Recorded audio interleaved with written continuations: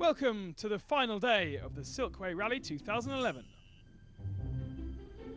Olivier Kopp had been going well in his modified Merc up until now. There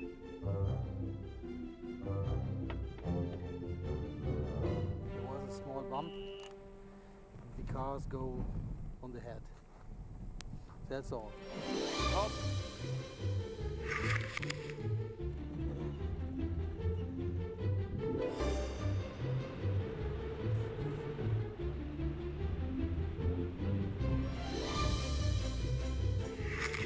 Jak? Bylo tam Y nebo ne?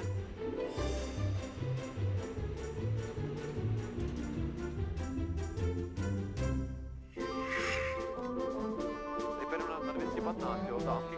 Doprava, no, tak.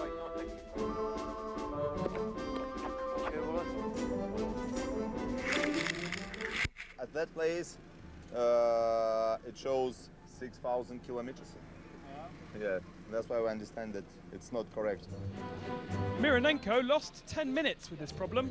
Zeludov lost a hell of a lot more.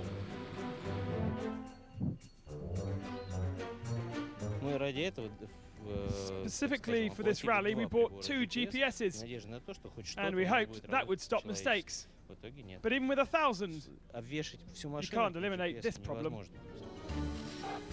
Zeludov had been leading before his GPS sent him to Paris, and therefore he lost 20 minutes. While Mironenko took a scenic route home.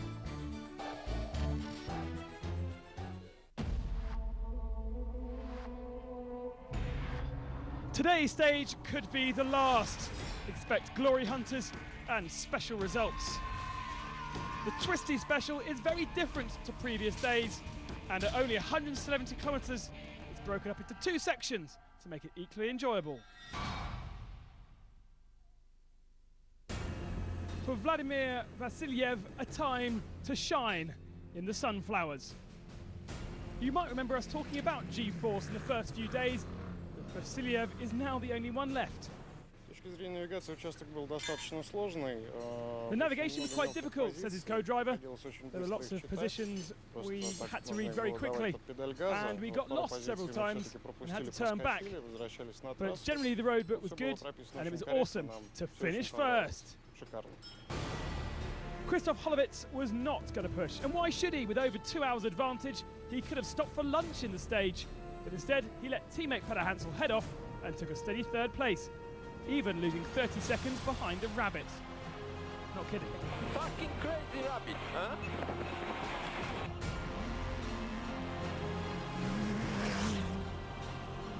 Out front and hoping there would be no more issues with the Mini, Petter Hansel surely expected to win the stage. But the Frenchman is still effectively testing with a truck full of parts, so speed was needed to check the new radiator. It worked, and the Mini will be second on the podium.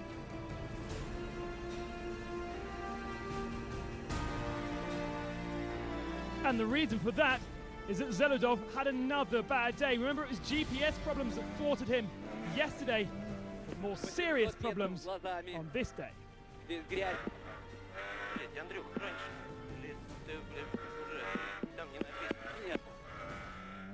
Overheating was a sign that all was not well with the Nissan's engine. He'd lose 50 minutes and his runner-up spot. It will be Vadim Nesachuk who will mount the podium if Protec can't sort Zeludov's car. The Ukrainian was on it today to grab 4th place and cement himself in the top 5. A massive improvement on 16 2 years ago. His best previous result on a Dakar Series event.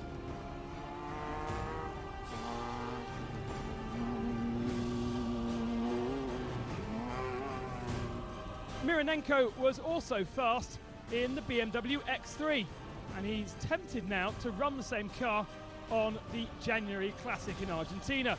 His speed came with a price though. He nearly ended up in a ravine and had to be towed out by none other than Fedis Kabarov. Once again, mud strikes Stefan Onrad's 2-wheel drive buggy, and guess what? He got stuck. Yes, he did only lose 5 minutes, but he doesn't really like these twisty, wet stages. Leader of T2, Fred Chavanny, was as fast as the prototypes in the early part of the stage. The production car ended the day finally in 8th. And Roman Briskanov, after a stunning drive yesterday, his car gave up the ghost today, wasting his 7th overall position. Michael Lizak was the generous tow car. Philippe Pourchareau also demonstrated why two-wheel drive was not the thing to have today. And round he goes. So the results then: Vasiliev ahead of Peter Hansel, Holovitz, Nesterchuk in 4th, and Alexei Burkut rounded out the top 5 in his little Mitsubishi. And overall, Holovitz beating Peter Hansel by 2 hours. Zelodov still in 3rd, Nesterchuk half an hour back, and Mironenko in 5th.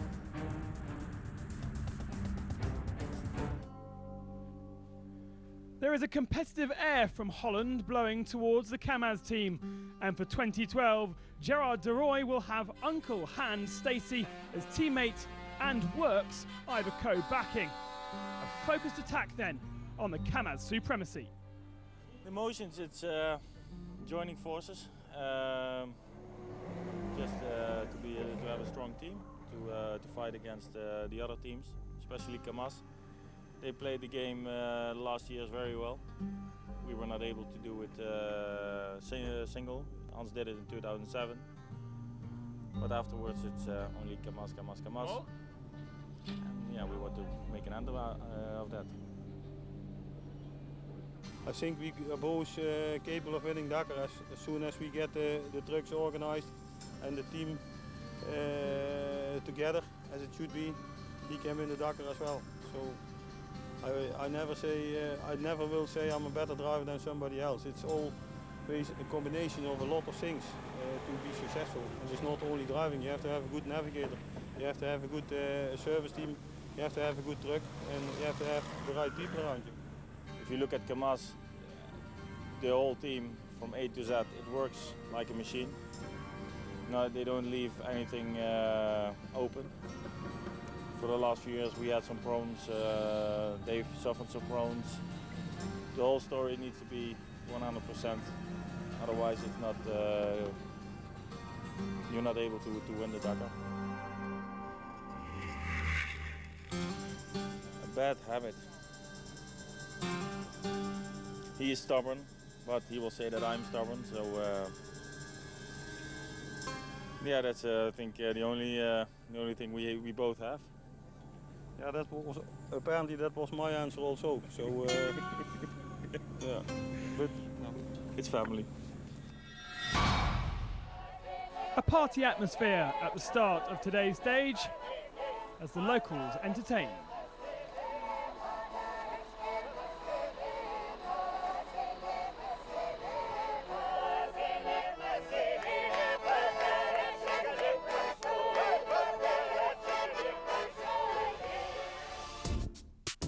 It was Hans Stacey that was able to steal some luck finally on the 170-kilometre stage.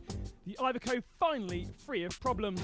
Racy Stacey was back to his old flying self through the stage. With no problems, the de Rooij trucks are good enough to compete in the top, that's for sure. Luck was not on the agenda for Dutchman Johan Elfrink, however. Just look at the state of his truck.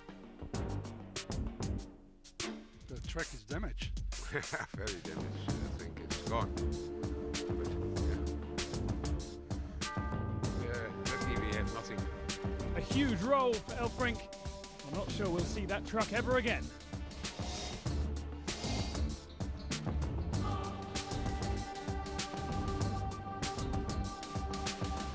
Today, Alex Lopez had problems with the tyre inflation system, meaning he eventually ran on 4 flat tyres. It meant only a 6th position, not being able to take victory from Cabarol. Well, Wolfgang Ginkel had a 2nd strong day in his Ginaf, grabbing another 5th position. Now the problems are ironed out, he wants another week. I think he's the only one.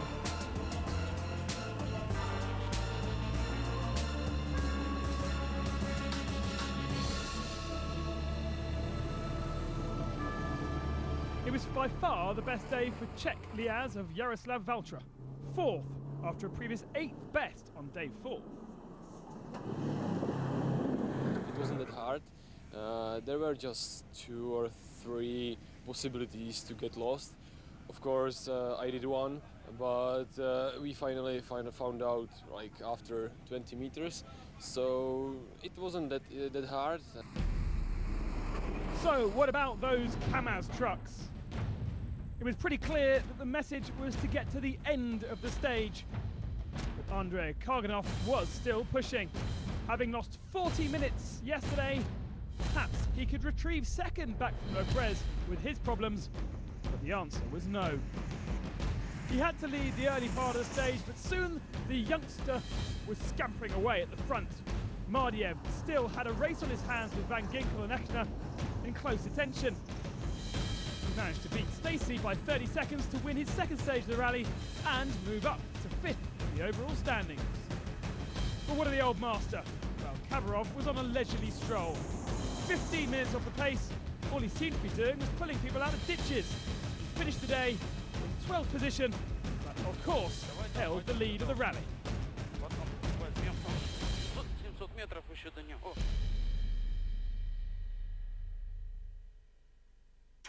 As predicted then, a slightly strange result. Mardiev ahead of Stacey, Karganov, Valtra there in 4th spot, Van Ginkel's just 7 minutes down. Overall though, Khabarov 43 ahead of Loprez, Karganov 3rd, Stacey still in 4th spot, Mardiev now moves into the top 5 for the first time. And that really is it. A flooded final 16 kilometres means there will be no competition tomorrow, and therefore Holovitz and Khabarov are the 2011 winners. We'll be here though with all the highlights from the Silkway Rally.